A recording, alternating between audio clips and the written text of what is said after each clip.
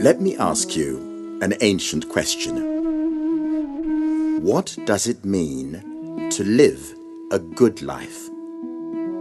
Socrates asked that question in Greece many thousands of years ago, and it is just as relevant today. The answer is different for each of us, but it is important to ask yourself the question. In Africa, this question is all too often about survival. For many, it is a chance to survive extreme hardship and poverty, or a chance to survive terrible disease, even if you can't afford the treatment, or a chance to live out a normal childhood and a full life, even with severe genetic disabilities. For a child just beginning life, it is often a chance to have a decent education. And when all hope is lost, it can be as basic as knowing that someone cares where your next sip of fresh, clean water or your next square meal will come from.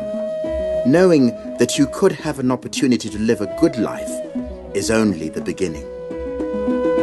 Kenya, along with the whole of sub-Saharan Africa, faces a severe drought every few years due to the failure of the rains. The problem is that the crops people depend on for food are dependent in turn on rain, and what follows is terrible hunger that brings a lot of suffering to people. One early Sunday morning, 80 volunteers woke up at the crack of dawn to take a bus drive to Mwingi town, 3 hours from Nairobi, on their way to deliver emergency food and other supplies to help a vulnerable rural community that is suffering due to the lack of rains this year. There is a special joy to be found in the service of others, and it is evident on the faces of the people on the bus. It is a happy day for all, and despite the challenges, there is an anticipation of fulfillment in both the receiver and the giver. The differences between us, of race and tribe, color and language, custom and culture, are not barriers, but opportunities. We all need food and water to survive. We all have to dance the same dance when the seasons change. When we share our food and water during difficult times, this is a real recognition of our common, basic humanity. But is simply giving food a sustainable solution to the problem? What happens tomorrow? And the day after tomorrow? How can we help to put an end to the problem of hunger for these people? In a world dominated by the rat race of capitalism, it is every man and woman for himself or herself. We are a society designed to compete with each other, not really to cooperate and help each other, right?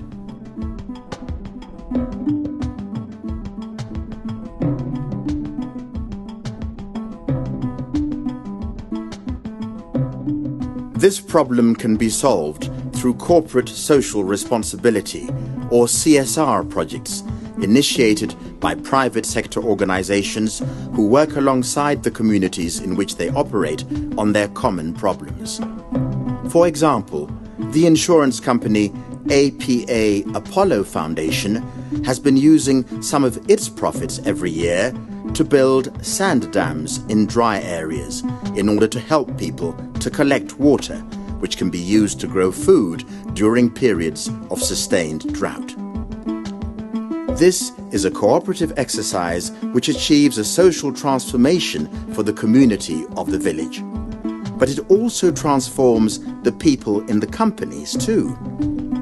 APA Apollo Foundation's employees feel good about themselves because they're making a difference to the people in the society in which they live and work.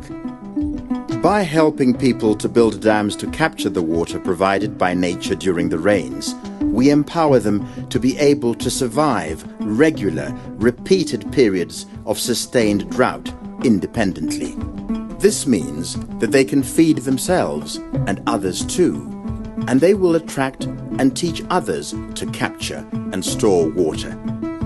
This is a positive cycle that can potentially transform villages and entire districts into self-sustaining people who do not need handouts and donations to survive.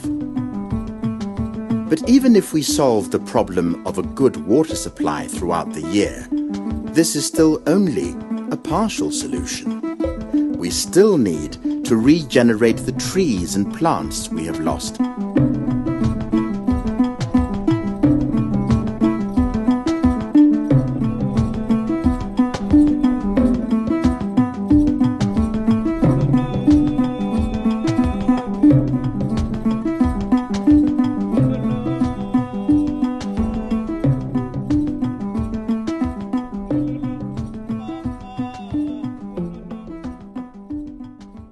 Did you know that 80% of Kenya is classified as arid or semi-arid? And that only 17 to 19% of the country has good potential for agriculture? That's why, alongside dam building, it is very important to plant trees which survive to maturity and can attract rain as well as retain water under the soil. The Hindu Religious and Service Centre has been working with local communities in the Karaita forest and other areas using the sustainable Shamba system to plant and protect over 100,000 trees. They work hard to try to ensure that 100% of them reach maturity. This compares against the normal survival rate of 15% for trees not protected properly in their first 3 years of life.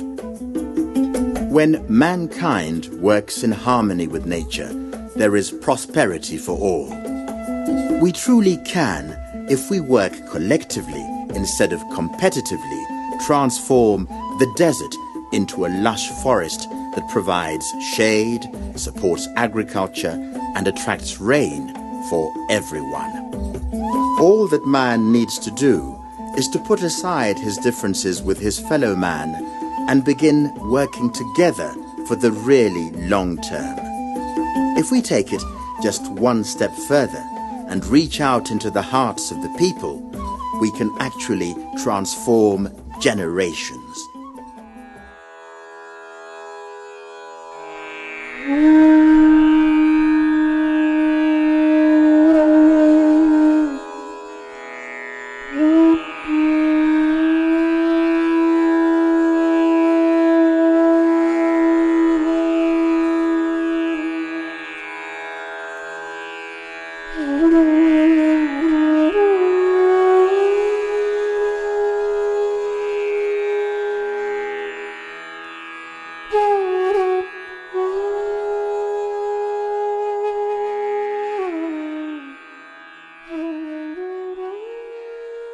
The world's largest vegetarian non-profit food relief work is done today by the Hare Krishna movement, who source, prepare and serve over 2 million meals per day for free to the hungry poor. This is the Global Food for Life program. Since 1974, when it was first initiated in India, the initiative has grown and spread all over the world. In Kenya, over 1,000 people are fed every day in Nairobi, Mombasa and Kisumu. Here is a short glimpse of what it takes to cook and feed 1,000 people from one kitchen in Nairobi. Food for Life has been praised for its efforts by many people who have enjoyed the wonderful and nutritious meals that it provides. People like the late Steve Jobs, founder of Apple Computers, and Nelson Mandela, as well as British singer Paul McCartney. The free meals are aimed not only at eradicating hunger, but also at uniting humanity through the quality, karma-free vegetarian meals provided without any strings attached. The Hare Krishna movement's efforts are aimed at the transformation of a person from the inside out. By providing food without conditions or expectations, they reach the people's hearts and satisfy the hunger in their bellies too.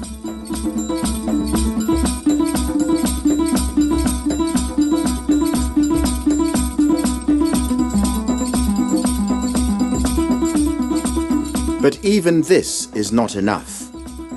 What happens when we are struck down by illness and disease? The problem of sickness is universal and human. In this part of the world, doctors and medicine are often too expensive, even if there is a cure available. This is Jalaram Medical Services in Nairobi's Westlands area. Their motto is that no patient will be turned away because they cannot afford treatment. However, they do not operate a substandard facility. Their equipment is state-of-the-art, the best that can be found. Jalaram Medical Services has been established to look after financially challenged people of our society. This is open for every Kenyan. We are looking after patients from all over the country. They have some of the best doctors in the country, and here they are volunteers working for free. They charge a fraction of what other hospitals and health facilities charge, and if the patient cannot afford it, they will often treat them for free. Anyone who needs them can just walk into their compound and seek medical treatment for any issue. Through this program, hundreds of people are treated from across the country for free every day. The services are expanding and moving into a custom-built hospital where very soon operating theatres will also be available. But what if your disease is really serious? What if you have cancer, for example? I'm suffering from cancer, which is soft tissue sarcoma. I was diagnosed in Nakuru and I was admitted at MedHill by Dr. Gogo. That's where I started the first chemotherapy. But due to cost, I transferred to Kenyatta National Hospital. From there, the doctors went on strike. So I went to Nairobi Radiotherapy. They added me 6 cycles, but I did only 2. Then I came here. When you get cancer, people think about death. But that's not a concern to me.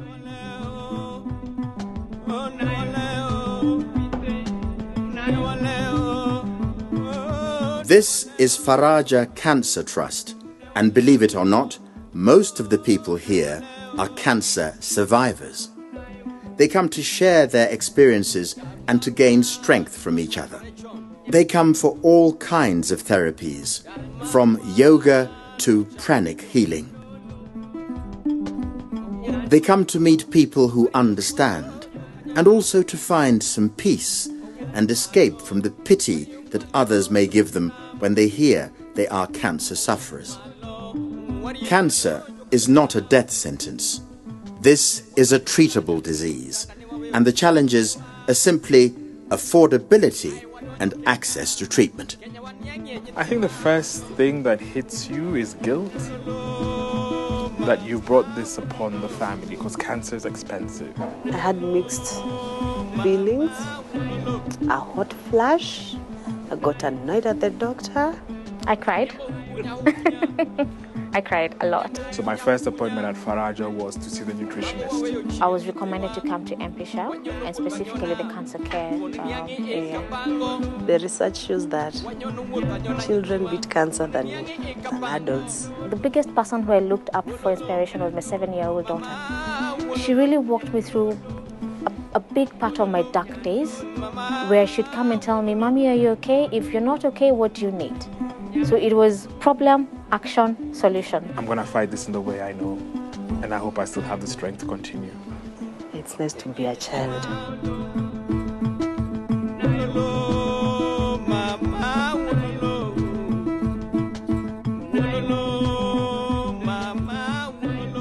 what if your condition is genetic? And even if you get treatment and support to overcome physical issues, you are faced with the trauma of a society that shuns you, treats you as evil, and even maims and kills you for your body parts. We are at the Aga Khan Hospital in Nairobi, at Dr. Choksi's clinic. She is examining and treating a patient who has albinism for the first time. Albinism is a rare genetic condition that means the person affected has none of the pigment melanin which is found in the skin, hair and eyes. In African society, this condition has long been stigmatized and is widely considered to be an evil mark. How many of you have albinism? The only one? Is there a history of albinism, like on the father's side, on the mother's side? No, there is no one with albinism. You live with both parents or one? One. Mother or father? Mother. Mother. Why? Where is the father? I was told that he ran away. Ran away when you were born or? Yeah, when I was born. Because of albinism? Yeah. People with albinism today, alarmingly, are sought after by practitioners of witchcraft. It is believed that their body parts possess magical healing powers. Attacks on them are on the rise, according to the UN Commissioner for Human Rights.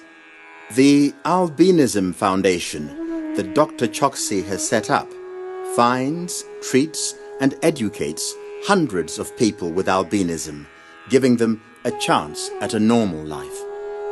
Albinism may be relatively rare, but the stigma associated with it in East Africa must be addressed.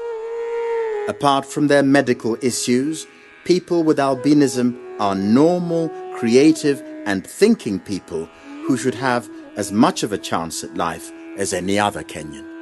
Ask Dr. Choksi, she'll tell you what albinism is. Because they are called this disability, then it is due to the abilities all these people have. So I will not end my piece with them out, because I will be in this until every ear is able to hear each and every word that I have come to say here.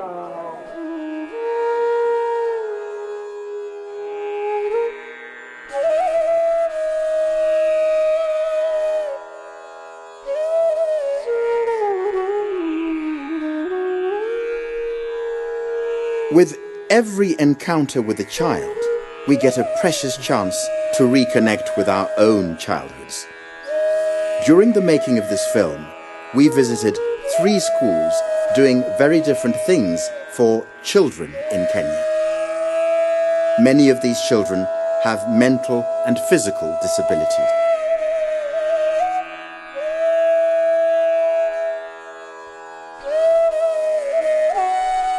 Changoma School is a special place for special kids in remote rural Kenya, where poverty dominates the beautiful, wide and rocky landscape.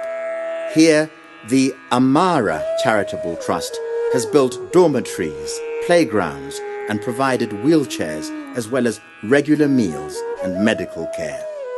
Kwa majina naitwa Mshaki Mwenda kutoka Changoma Special School. Kabla sijakuja hapa Changoma Special School, nilikuwa nasomea shule inaitwa Edmula Primary School. Baba nilianza nursery mpaka nikafika darasa la 7. Ndipo babangu nikamwambia anitafutie shule nyingine ili ndivyo nilivyokuja huku. Nikakuta walimu wazuri na watoto wazuri na walimu wanatupenda na watoto tunakaa na wao na upendo. To be the head teacher of Changoma Special School, it's good, it's great, because I'm taking care of special needs children. The challenges that I faced when setting up this school were many. First, the children were so many in this locality and even in the neighboring localities, and they were not taken care of. They have also provided a qualified nurse who regularly checks the children and ensures that they are healthy. The children here find a home away from home with supportive teachers who encourage them to learn how to take care of themselves as best as they can, and how to integrate themselves into normal Kenyan society.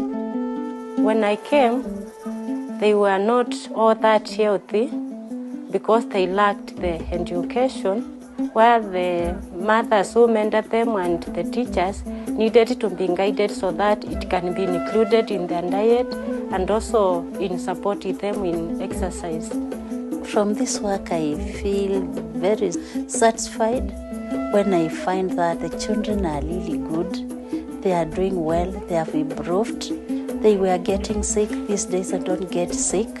So I feel that inner satisfaction. In Nairobi's Westland suburb, a similar school also exists, supported by the Young Janes. Here, the project finds and supports children with cerebral palsy, with dedicated physical therapy sessions, wheelchairs and other tools, specialized education that is integrated with that of normal children, and regular meals for all the children in the integrated program.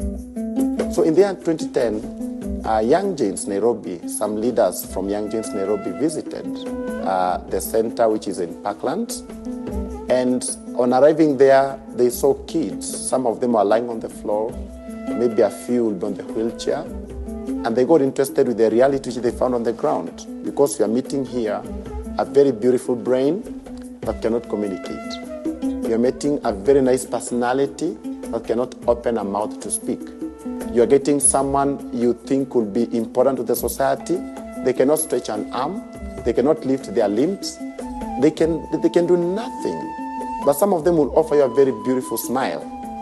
And as a result, you feel this is something that is touching you strongly. And that's when they thought they should come in to do something, because necessity called for help.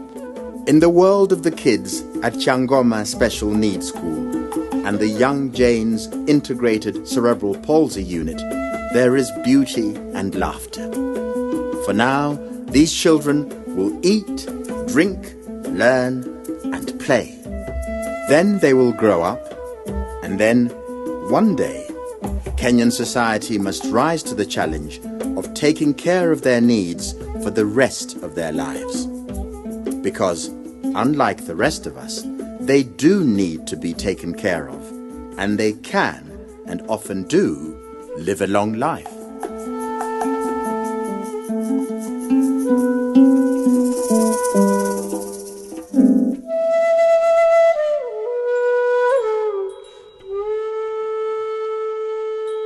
There are only 3 primary schools in Mathare Valley that are meant to take care of over 150,000 children who live in this sprawling slum. In this place, life is precarious, and most children never get a chance at education and a better life. This is the Mathare Community Outreach School. It is supported by Dignitas, an NGO that strives for dignity through education. It may have humble facilities, but this school has transformed a great many lives, and it continues to make a huge difference in this community. Mathare Community Outreach was founded by Bishop Dan Ogutu and his wife, Magdalene Ogutu. That was way back in 1997, where it started in a very small way as a feeding program to mothers who gathered for a Bible study. So far, we are very glad that so many people have passed through the system and they have excelled. More than 70% of Africa's urban population lives in slums. The majority of slum dwellers in African cities are between the ages of 15 and 24. Dignitas came into our school in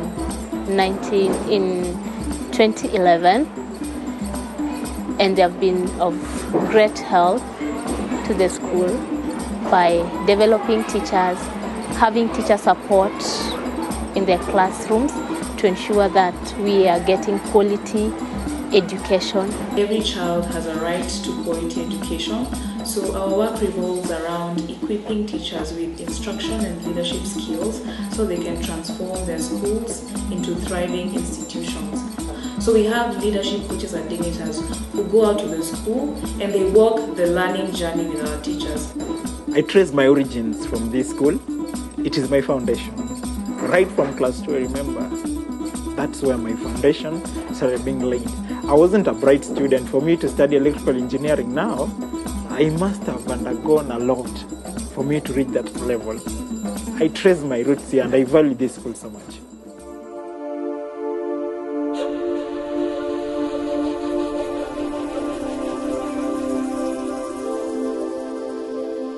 In this short film, we have shared a few real-life stories of real Kenyan people whose lives have been transformed by the efforts of others living amongst them. These efforts were not made for material gain. Some of the organizations that undertake this work are religious-based, others are corporate. But all these organizations have one thing in common. They are driven by individuals, just like you and me. We transcend the boundaries of race, religion, and tribe when we stop and examine our lives. All we have to do is to think about what is going on within and around us, instead of turning a blind eye.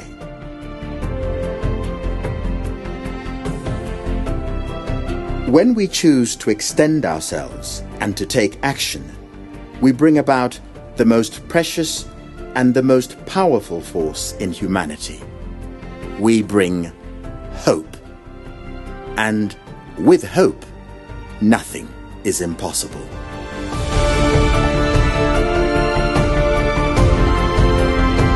Every bit matters, no matter how small. Let us all act to bring hope to many Kenyans.